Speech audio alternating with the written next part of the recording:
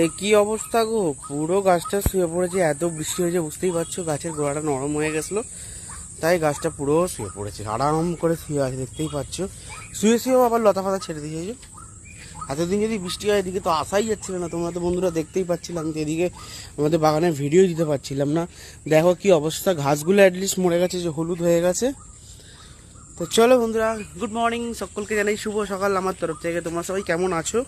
আশা করি ভালোই আছো। ওয়েদার আছে কিন্তু আবার সেই কালকের মতনই, সকালবেলা বেশ একটু রোদ বেরিয়েছে, জানি না বেলায় কী হবে। এটা বৃষ্টি মানে বর্ষাকালের ইয়ে তো ওয়েদার, তো এরকমই হতে পারে। বাট বলছে নিম্নচাপটা সরে গেছে নাকি জানি না, তোমরা যদি খবর পেয়ে থাকো অবশ্যই কমেন্ট বক্সে জানিও। তো চলো দেখি, অনেকদিন বাদে এসেছি, বাগানটা প্রায় নোংরা হয়ে আছে, আবার একে ক্লিন করতে হবে। হ্যাঁ, পাতিলেবুগুলো খালি দেখো বৃষ্টির জলে বেশ সাইজ হয়ে গেছে, এই দেখো, দেখতে পাচ্ছ।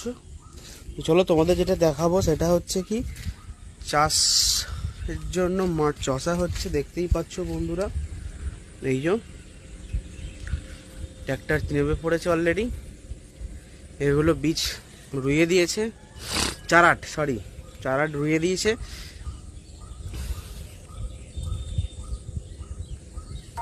খুব সুন্দর লাগছে না গ্রামের প্রকৃতিটা? দেখো কি সুন্দর লাগছে, সকালবেলা এখানটায় চষছে মাঠে ট্র্যাক্টরে করে।